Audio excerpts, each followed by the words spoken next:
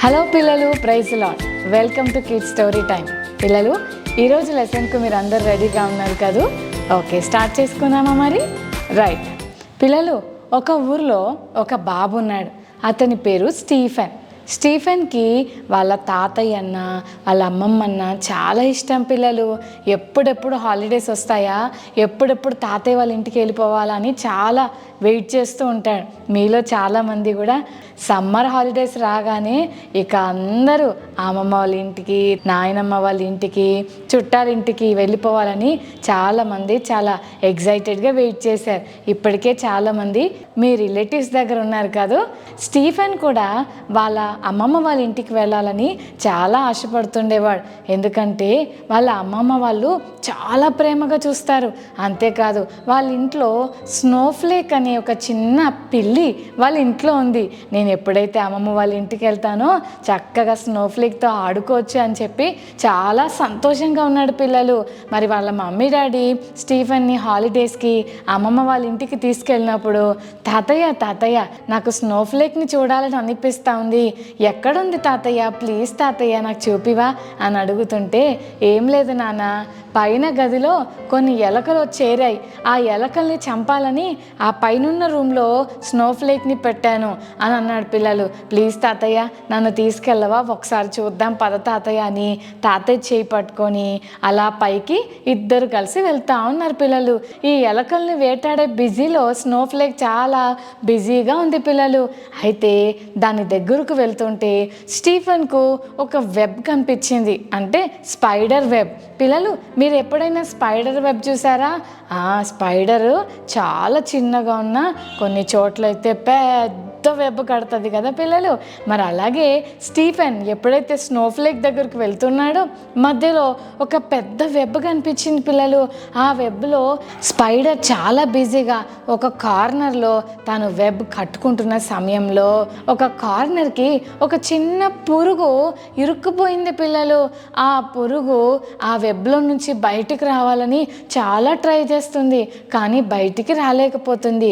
స్టీఫెన్కు అది చాలా ఇంట్రెస్టింగ్ అనిపించింది. తాతయ్య ఒక్క నిమిషం ఇక్కడ ఆగి మనం చూద్దాం ఏం జరుగుతుందో అని అలాగే చూస్తూ ఉంటే స్పైడర్ ఏం చేసిందంటే మెల్లగా నడుచుకుంటూ ఈ పురుగు దగ్గరకు వస్తుంది. పిల్లలు, పురుగు దగ్గరకు స్పైడర్ వస్తుండేసరికి ఆ పురుగు తన రెక్కలు ఆడించుకుంటూ మరి స్పైడర్ని దగ్గరికి రానివ్వట్లేదు.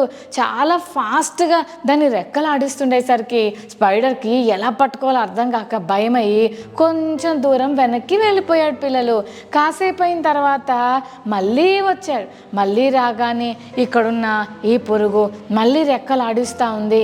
అప్పుడు ఆ రెక్కలు ఆడిస్తుండేసరికి స్పైడర్కు భయం వేసి మళ్ళీ వెళ్ళిపోయింది. పిల్లలు, అప్పుడు స్టీఫెన్ వాళ్ళ తాతయ్యని అడుగుతున్నాడు, తాతయ్య ఏంటి తాతయ్య, ఈ పురుగును పట్టుకోవాలని స్పైడర్ ఎన్నిసార్లు ట్రై చేస్తున్నా ఆ పురుగును పట్టుకోలేకపోతుంది అని అంటే, అప్పుడు తాతయ్య అన్నాడు, ఏం లేదు నాన్న, ఈ పురుగు స్పైడర్ నుంచి తప్పించుకోవాలని చాలా ఫాస్ట్గా రెక్కలు ఆడిస్తూ ఉంది. అలా చేస్తే స్పైడర్ పురుగుని ఏం చేయలేదు, కానీ చూస్తూ ఉండు, కాసేపు అయ్యాక దానికి విసుగొస్తుంది, నీరసం వస్తుంది, అది వీక్ అవుతుంది, రెక్కలు ఆడించడం ఆపేస్తుంది, అప్పుడు ఈజీగా స్పైడర్ ఆ పురుగును తినేస్తుంది అని చెప్పారు. పిల్లలు, ఇప్పుడు స్టీఫెన్ మరింత క్లోజ్గా ఆ స్పైడర్ వెబ్ని అబ్జర్వ్ చేస్తూ ఉన్నాడు. పిల్లలు, మళ్ళీ స్పైడర్ వచ్చింది, మళ్ళీ పురుగు రెక్కలు ఆడిస్తూ ఉంది. ఈసారి ఇంతకు ముందు కంటే కొంచెం స్పీడ్ తగ్గింది. పిల్లలు, మెల్లమెల్లగా దాన్ని రెక్కలు ఆడించే శక్తి తగ్గిపోతూ ఉంది. ఇప్పుడు స్టీఫెన్కి భయం అవుతుంది, తాతయ్య ఇప్పుడు తినేస్తుందా, ఈ పురుగుని ఇప్పుడు తినేస్తుందా స్పైడర్, పాపం అది ఎంతో కష్టపడి తాను కాపాడుకోవాలని ట్రై చేస్తుంది, కానీ దాని వల్ల కావట్లేదు. తాతయ్య మరి మనం ఏమన్నా దానికి హెల్ప్ చేద్దామా తాతయ్య అని ఈ స్టీఫెన్ అడిగినప్పుడు తాతయ్య అన్నాడు, చూసావా ఆ పురుగు తనను తాను ఎలా కాపాడుకోలేకపోతుందో, మనుషులమైన మనం కూడా అంతే.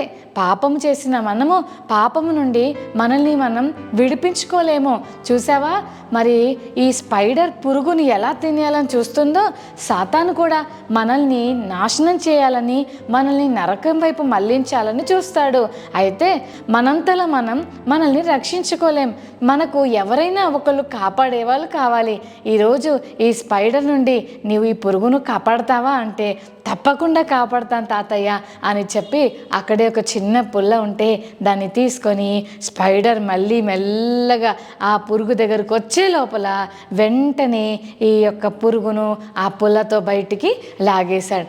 పురుగును లాగటం ఆలస్యం, అది హ్యాపీగా ఎగురుకుంటూ వెళ్ళిపోయింది. నిజమే కదా పిల్లలు, ఒక స్పైడర్ నుండి ఆ పురుగును రక్షించడానికి స్టీఫెన్ ఎంత హెల్ప్ చేశాడో, పాపంలో నశించిపోతున్న నిన్ను నన్ను రక్షించడానికి యేసయ్య కూడా మనకు అంతకంటే ఎక్కువ హెల్ప్ చేశాడు పిల్లలు. బైబిల్ గ్రంథంలో ఒక సంఘటన మీకు జ్ఞాపకం చేస్తానే. ఒక ఊరిలో ఒక అంకుల్ ఉన్నాడు పిల్లలు. ఆ అంకుల్కి ఒక భయంకరమైన వ్యాధి వచ్చింది. అంటే పక్షవాయువు రోగం, ఇంగ్లీష్లో పెరాలసిస్ అంటారు కదా. మరి ఆ రోగం వచ్చిన వాళ్ళు చేతులు ఆడించలేరు, కదలలేరు, వాళ్ళంతలు వాళ్ళు తినలేరు, వాళ్ళంతలు వాళ్ళు నడవలేరు. ఈరోజు నీకు ఆకలేస్తే చక్కగా అన్నం కలుపుకొని మనం తింటాం కదా. దాహం వేస్తే వెళ్ళి కిచెన్లోకి వెళ్ళి వాటర్ తీసుకొని తాగుతాం. కానీ పెరాలసిస్ వచ్చిన వాళ్ళు వాళ్ళ పనులు వాళ్ళు చేసుకోలేరు పిల్లలు. ఎవరైనా ఒకళ్ళు వాళ్ళకి హెల్ప్ చేయాల్సిన పరిస్థితి. ఎవరో తినిపించాలి, ఎవరో బట్టలు వేయాలి, ఇంకొకరు తల దువ్వాలి, పౌడర్ రాయాలి. వాళ్ళ పనులు వాళ్ళు చేసుకోలేరు, నాకు ఎవరైనా హెల్ప్ చేస్తే బాగుండు అని చూస్తూ ఉంటారు. అయితే యెరూషలేము అనే ఒక పెద్ద పట్టణంలో బెతెస్దా అనే కోనేరు ఉంది పిల్లలు.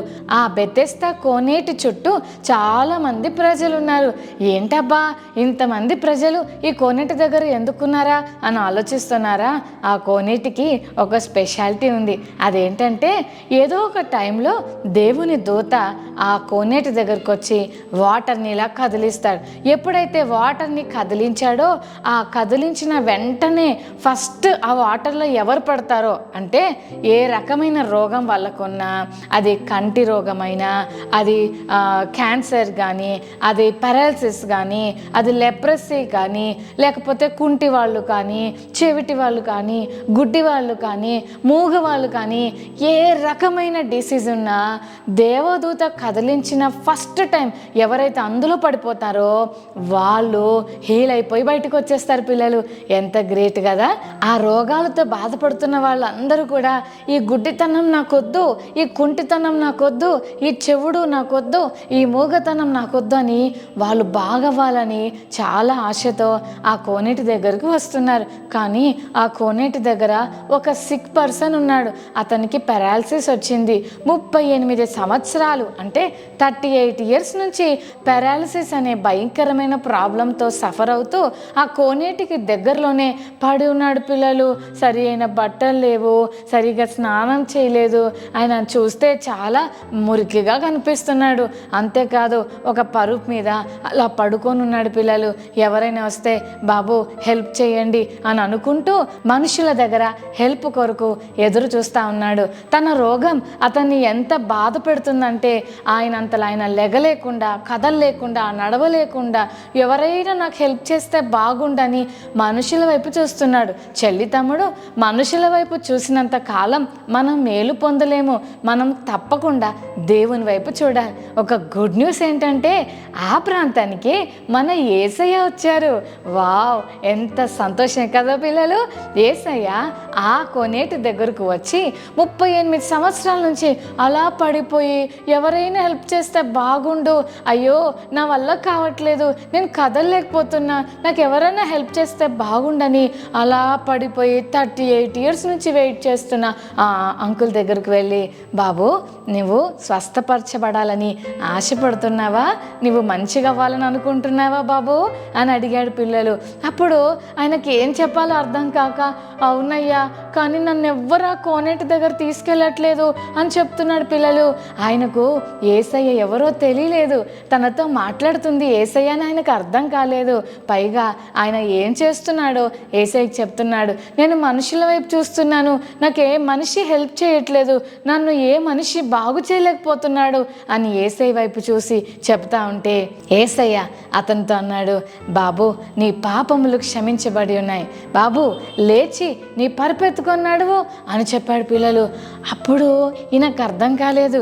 38 years నుంచి నేను ఈ రోగంతో బాధపడుతుంటే ఈ మనిషి ఎవరు నన్ను లేచి పరుపెత్తుకొని నడుమంటాడు, నన్నేను ఒకరు నడిపించాలంటే నాకే ఒకరు హెల్ప్ చేయాలని నేను అనుకుంటే ఈయనెవరు నన్ను లేచి నేను లేగటం మాత్రమే కాదు నా పరుపెత్తుకొని నడమంటున్నాడేంటి అని ఆశ్చర్యపోయాడు పిల్లలు.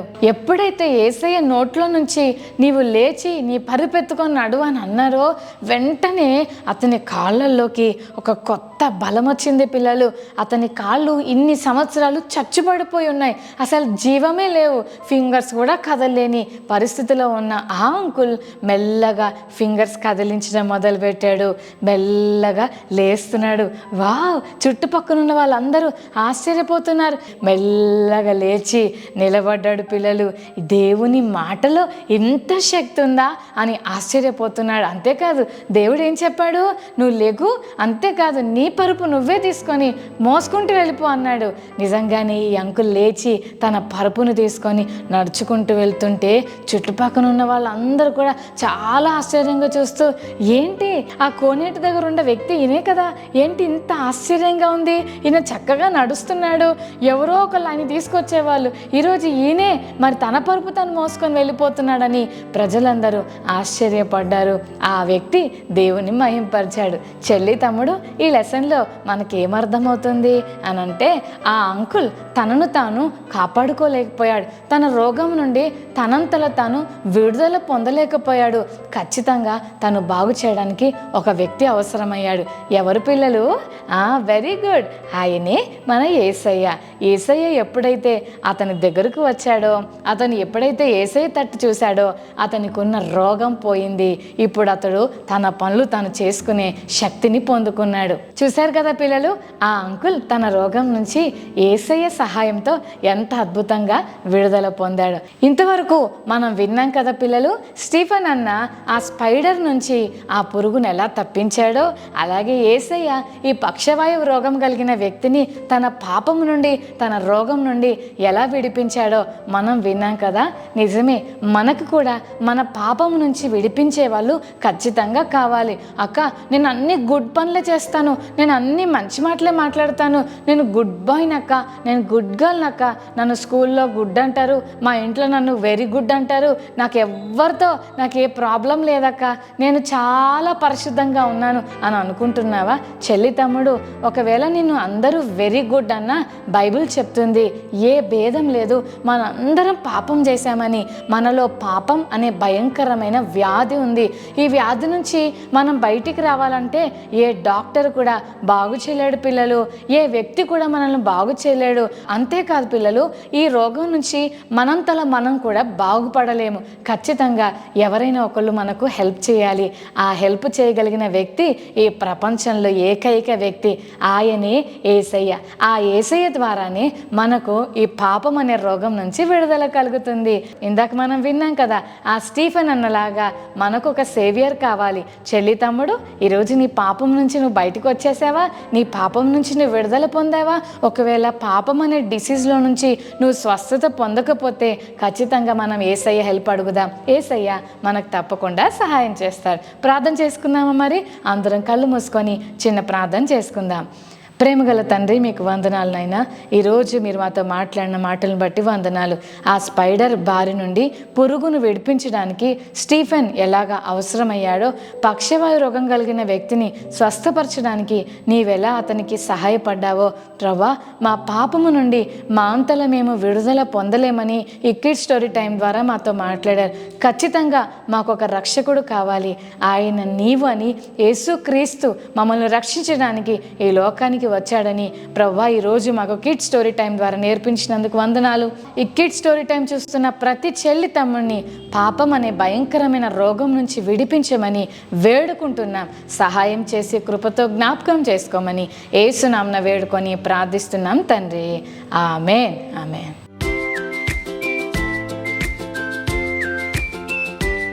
ఓకే చిల్డ్రన్, మరి ఈరోజు మెమరీ వర్స్ నేర్చుకుందామా?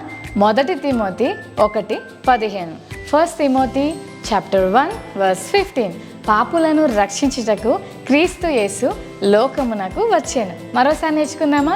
1 తిమోతి 1:15. పాపులను రక్షించుటకు క్రీస్తు యేసు లోకమునకు వచ్చాను. 1 Timothy 1:15. Okay children, God bless you. Bye.